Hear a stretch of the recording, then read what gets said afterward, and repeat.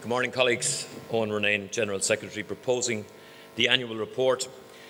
And it is an honour to propose the annual report on our union's activities for the past year and for the future. I'm very conscious, though, as I do so, that this weekend marks the 100th anniversary of the date of the Easter Revolution of 1916. 100 years ago, this weekend, James Connolly, leader of the Irish Transport and General Workers Union, and the men and women of the Irish Citizens' Army prepared in Liberty Hall to play a central role in the insurrection which altered our people's history forever. While it is appropriate that we commemorate this historic event, we must also reflect on the fact that the Irish trade union movement has had to struggle over the century since to deliver on the great hopes of Connolly for those that we represent. It is indeed ironic that this weekend, 100 years on, freely elected politicians of the Irish Republic are squabbling about who should make a government, while the homeless, the sick and the marginalised go unnoticed and uncared for by many.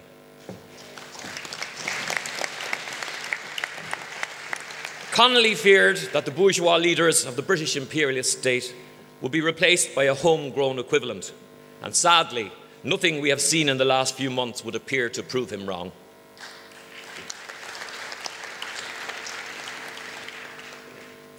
And that is where our challenge lies for the coming years. Inexplicably, given the attack on ordinary people during the years of austerity politics, the voters somehow failed to grasp the opportunity of the last election to put the fate of working people first. Nevertheless, colleagues, we trade unionists with one voice must now work with whatever the people have chosen. There is a telling reality. Over the last 7 years, those with the most have continued to gain the most. Those with little have lost even more. And in the public service, lower paid workers know that to be so very, very true. We know in our hearts and through our daily lives, but just in case, the government in its own 2015 Civil Service Engagement Survey tells us that it is so, when it reveals that more than half of all civil servants consider themselves underpaid compared to others doing similar work. I know well that for many of you, the Lansdowne Road Agreement, negotiated after a determined Restoration Now campaign last year, is not enough. Yes, the pension levy remains on earnings above 29,000, and yes, the 2010 pay cut is still impacting on earnings above 32,000. At the end of the day, the deal was welcomed because it produced for the first time a flat rate mechanism which brings the very lowest earners in the public service to full restoration by the end of 2017. But if the outgoing government had put more money on the table, the mechanism would have taken all of our members out of the cuts net by the end of 2017. This was a failing of the politicians who hold the purse strings and not the negotiators. We'll take a short clip of some new recruits to this union.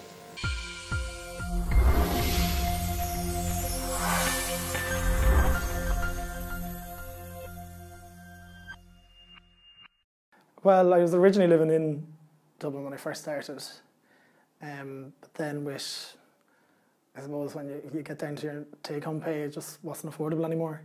So I'm travelling now every day from Mullingar. So tell me about that, how long it takes and stuff. It's about an hour, 20 minutes, an hour and a half some days each way. So then you're doing sort of, your 12-hour days and you're wrecked then. Obviously then your flexi is hammered by that, and you don't get the same chances to do overtime because the trains don't run after 7 and they don't run early on a Saturday, so you sort of curtail there. I'm a clerical officer at the moment in the civil service. We do phones, computer stuff, so it can be tiring at times, but I don't think we're adequately paid for our roles, being honest. It is hard to survive. I have a little 2.5-year-old at home, and I wouldn't be able to afford to work if a man wasn't minding him. He goes to creche 2 days a week, and it's just so expensive. And then with travel expenses coming in and out, it's just hard to get by. I'm trying to save for a house and getting mortgage refusals, left, right and centre really. And we were renting as a family, and we had to move back home. Like I'm sharing a room with a 2.5-year-old because I can't afford to rent somewhere or to buy anywhere even. I'm currently paid €377 a week net, so that's about 1,500 a month. out of that I have to pay rent, which is approximately 50% of my income every month. So realistically, at the end of the month, I'm lucky if I have any money left over. You end up living a very frugal life, realistically, you know, having to borrow to pay rent. If something big comes up like car insurance or car tax, you're wondering where you're going to get the money from. So to be honest, as a worker, I think it's a bit of an insult to have to live like that, and I think any worker should be paid a living wage, realistically.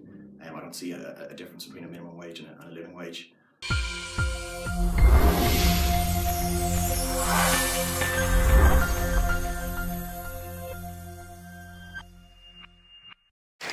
So let's take a brief look at the reality of low pay, what it's still like after the first year of the Lansdowne Road Agreement for our clerical officer members post-95, compared with the ICTU living wage campaign target of £11.50 an hour, which of course we fully support.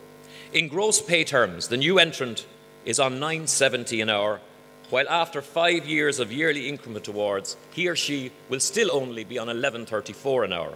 It will take a new clerical officer over 6 years to reach the living wage. And as we all know, there are no allowances and no premium payments paid to our members to provide top-ups, unlike other grades.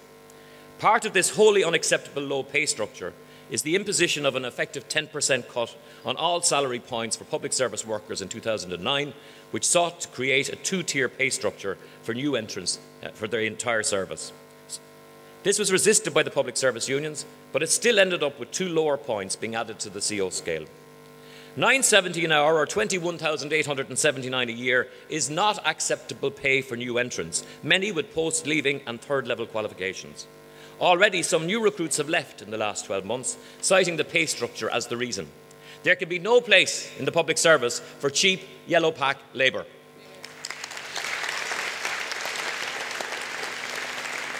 How can you justify a new entrant on £9.70 an hour working alongside the last new entrant recruited before the moratorium, who's earning approximately £12.85 an hour, or £7,000 more a year? Whenever the politicians stop their game of charades, this unfair attack on low-paid workers in the civil service must be stopped. And it's not just the pay restoration which needs to be challenged in 2016 and beyond. The scandal of the unpaid additional hours imposed by the government under Haddington Road must end. There was never a clear or logical imperative for them in the civil service, other than the argument made by some in government that if the health service needed unpaid hours, well, they'd better be imposed everywhere else.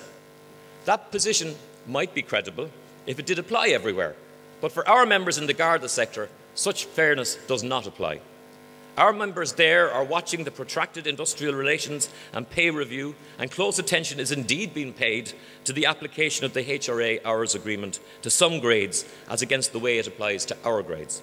Suffice to say, the CPSU will expect fairness to apply to all grades, and from our perspective we are saying very clearly that no deal agreed as part of the pay review in the Garda Síochána will be seen by us as not having implications for our agreements. There is no special bubble for any grade or grades in the Garda Síochána. So then let's make it abundantly clear to our new government. In a period of economic and fiscal growth, and recognising that such growth needs to be sustained, we believe there is nothing preventing early negotiations on bringing forward elements of the LRA, such as the 1,000 increase in September 27, for providing for new agreements on the removal of the low entry points, the end of what's left of the pension levy, the 2010 pay cuts, and the reversal of the unpaid hours. If the Haddington Road Agreement and previous agreements could be ended or negotiated away before their due date, then so too can the LRA.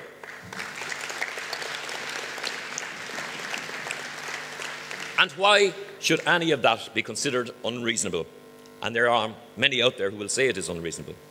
If there is continued economic growth and improved fiscal performance, then restoring take-home income for the lowest paid workers will only serve to underpin that economic growth. Lower paid workers will spend in the economy any increase they secure, thereby protecting and improving private and public sector business performance. With one voice, we say clearly that pay restoration for public servants is good for everyone. Let us put the government, whatever shape or hue it takes, on notice. Lower paid public servants want an expedited restoration of all the austerity cuts before the LRA expiry date, plain and simple. However, let us not fool ourselves into believing that any government formed out of the election will be easily willing to roll over to meet our just demands. The shade will be decidedly centre-right and most likely negatively disposed toward the rights of lower-paid workers, especially those of us in the public service.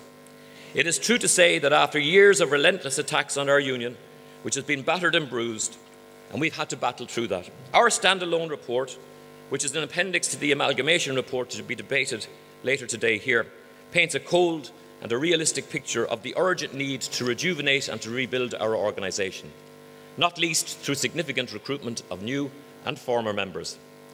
This is a core theme for the conference, and we will hear a report later on the job of work facing us as we go about recruitment. However, I believe there is no greater task to be tackled if we're to have the strength and the purpose with one voice to deliver on the pay and conditions restoration agenda for our current membership. And that task is going to be made all the more challenging by the decision of DEPR to progress the restructuring of the staff officer and executive officer grades by the end of 2016 under the Civil Service Renewal Plan. Our annual conferences over the years have sought to improve the lot of staff officers while protecting the promotional opportunity to staff officer for the CO grade. And those, of course, were driven by policy positions adopted at annual conference. And head office and the executive, of course, are bound to uphold those policies as best we can. There has been some unnecessary and unwarranted email traffic across the internet in recent months, much of it damaging to the union and to our cause of both grades. Short-sighted, knee-jerk commentary is potentially self-defeating, but we are committed as an executive and a head office to ensure the best outcome for CPSU, including the SO grade and the CO grade. This will not be an easy task, but it will be made all the more easier if those with personal interests in the negotiations took a step back and allowed the process in progress to go ahead under the guidance of the Executive Committee. And the decisions will be brought to ADC and following the decisions at this ADC that you're going to debate later today. That will guide our policy as we head into those negotiations.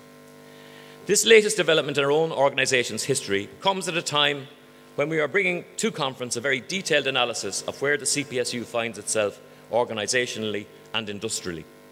As we strive with one voice to deliver for our members, the Amalgamation Subcommittee report looks at three key issues as instructed by ADC last year.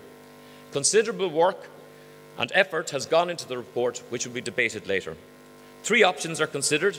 Continuation as a standalone organisation is examined in detail.